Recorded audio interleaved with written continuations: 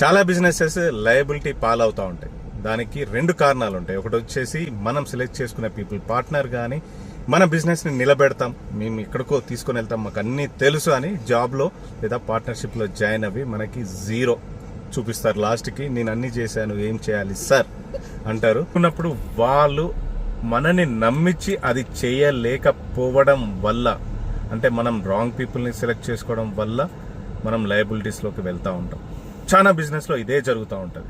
రెండోది వచ్చేసి మనము మన పట్ల చేసుకున్నవి మనం మోసం చేసుకోవడం ద్వారా మనం అనుకున్న పనులు టైంకి చేయకపోవడం వల్ల సోమరిపోతు లాగా ఇంట్లో కూర్చోవడం వల్ల బిజినెస్ లాస్ అవుతుంది. సో బిజినెస్లో స్టార్టింగ్లో చెత్త ప్రొడక్ట్ని కూడా అమ్మే వాళ్ళు ఉంటారు, చెత్త ప్రొడక్ట్ని కూడా మార్కెట్ చేసే వాళ్ళు ఉంటారు.